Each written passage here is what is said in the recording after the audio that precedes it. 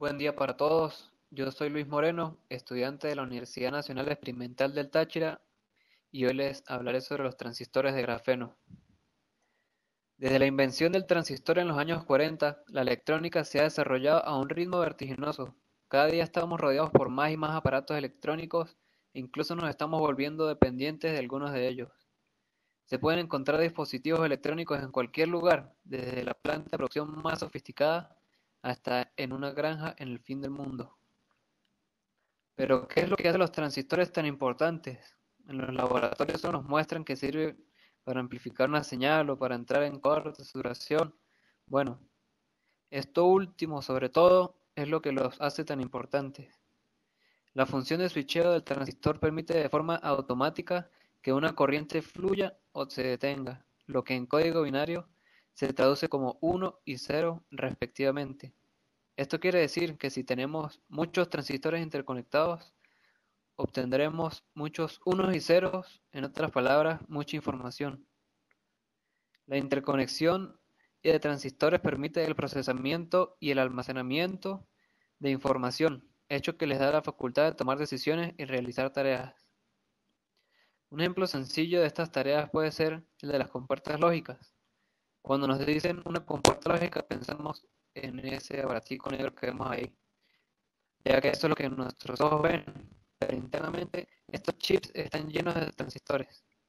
Si tomamos como ejemplo específico la compuerta NOT o negadora 7404, podemos ver en su hoja de datos que internamente posee 6 compuertas negadoras y cada una de ellas a su vez está compuesta por 4 transistores interconectados de la forma que se ve ahí en la imagen.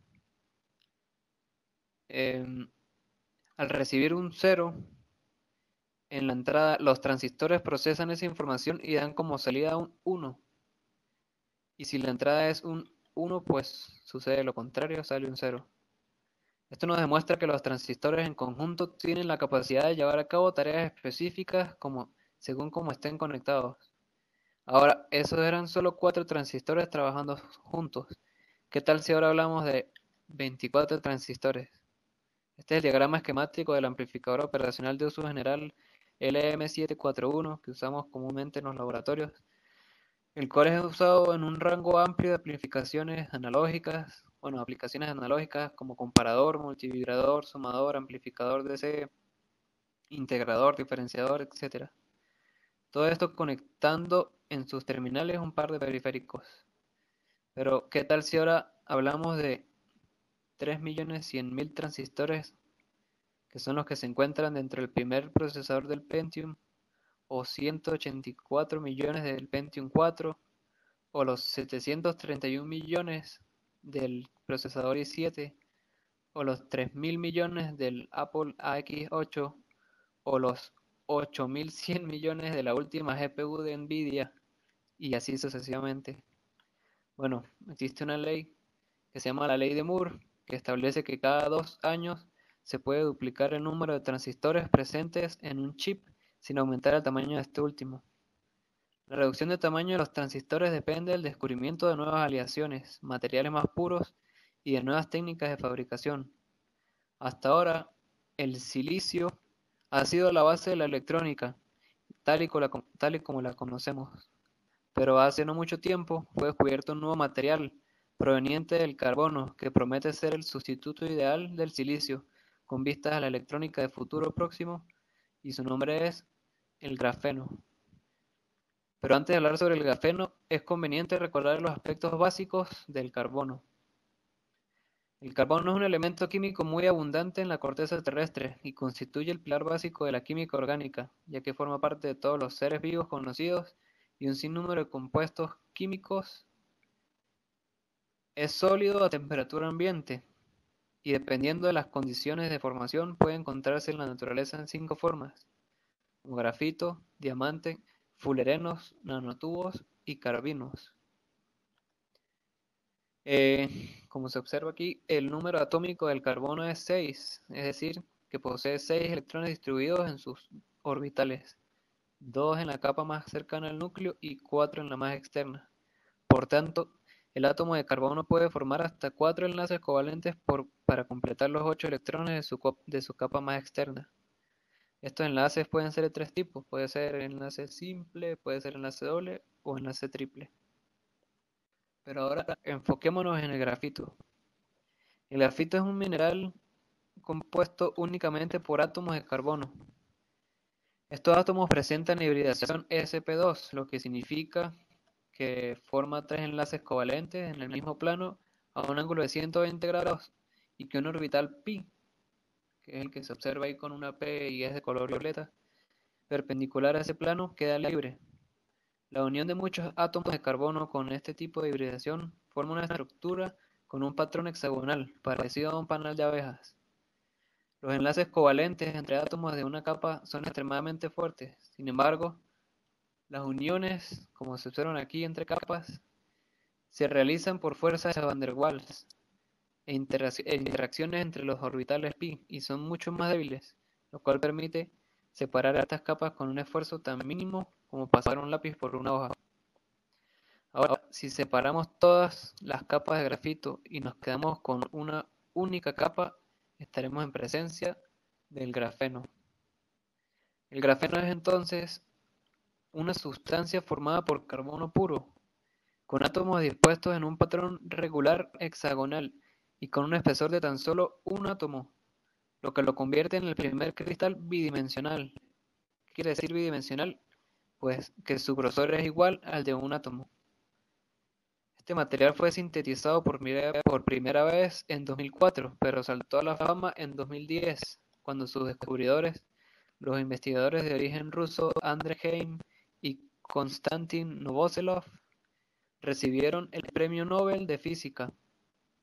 Como ya apuntó entonces Andrei Geim, las aplicaciones potenciales del grafeno son tantas que ni siquiera eran capaces de enumerarlas.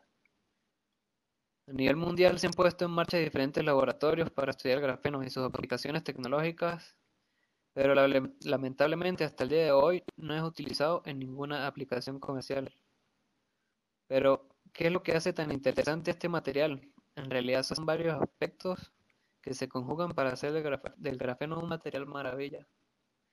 Entre las propiedades del grafeno encontramos que es un material extremadamente duro. Es aproximadamente 200 veces más fuerte que el acero. Se estima que para atravesar una lámina de grafeno con un objeto afilado sería necesario establecer un peso sobre él de aproximadamente 4 toneladas.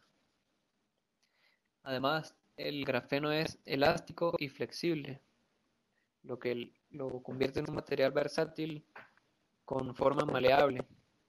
También tienen gran ligereza. Una lámina de 1 metro cuadrado de grafeno pesa 0,77 miligramos. También presenta gran conductividad térmica. Esto quiere decir que presenta un menor efecto Joule o Joule. Quiere decir que se calienta menos al conducir los electrones. Otra propiedad es excelente conductividad eléctrica. Se dice que es mejor que ningún otro metal conocido.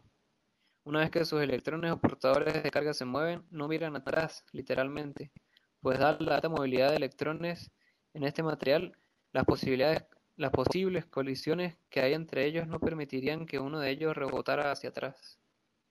Además, es un material transparente y que reacciona químicamente con otras sustancias. Esto le permite servir de base para la creación de materiales nuevos o introducir impurezas dentro de su estructura para modificar las propiedades originales del grafeno, lo que abre un abanico prácticamente ilimitado de campos de aplicación. Otras propiedades son que el grafeno, para una misma tarea que el silicio, tiene menor consumo de electricidad. Además genera electricidad al ser alcanzado por la luz. También su razón superficie-volumen es muy alta, lo que lo que lo convierte en un material promisorio en el mercado de los supercondensadores. También se puede dopar introduciendo impurezas para cambiar su comportamiento de manera que, por ejemplo, no repela el agua o que incluso cobre mayor conductividad. Además de todo esto, el grafeno es impermeable, es abundante y es económico. Ahora hablemos un poco sobre los transistores de grafeno. Las propiedades del grafeno son ideales para utilizarlo como componente de circuitos integrados. Está dopado de alta movilidad de portadores, así como de bajo nivel de ruido. Ello permite que se utilice como canal en transistores de efecto de campo FET. La dificultad de utilizar grafeno estriba en la producción del mismo material en el sustrato adecuado. Investigadores están indagando métodos tales como la transferencia de hojas de grafeno desde grafito o exfoliación o crecimiento epitaxial, como la grafitización térmica de la superficie del carburo de silicio. En diciembre de 2008, IBM anunció que habían fabricado y caracterizado transistores que operaban a frecuencias de 26 GHz. En febrero de 2010, la misma empresa anunció que la velocidad de estos nuevos transistores alcanzó 100 GHz. En septiembre de 2010 se alcanzaron los 300 GHz. Las publicaciones especializadas rebosan de artículos en los que se atribuye a esta estructura de carbono cualidad panacea universal en la tecnología para reemplazo de dispositivos de silicio por grafeno, pero no toda la comunidad científica comparte este optimismo. El célebre físico holandés Walter de Geer afirma: "El grafeno nunca reemplazará el silicio. Nadie que conozca el mundillo puede decir esto seriamente. Simplemente hará algunas cosas que el silicio no puede hacer". Es como con los barcos y los aviones. Los aviones nunca han reemplazado a los barcos. Además, el grafeno carece de una banda de resistividad, propiedad esencial que le es inherente al silicio. Eso implica que el grafeno no puede dejar de conducir electricidad, es decir, no se puede apagar. El grafeno es un material considerado híbrido, que no es ni semiconductor ni conductor. Presenta propiedades como que los portadores de carga no presentan masa y otras distintas propiedades que lo convierten en un material muy promisorio para el futuro. Son muchas las aplicaciones que se le han otorgado al grafeno. Al final del video colocaré unos links donde podrán observar muchos de esas posibles utilidades o esas posibles aplicaciones que se le piensa dar al grafeno en un futuro. Muchas gracias y espero que haya sido muy informativa esta exposición. Hasta luego.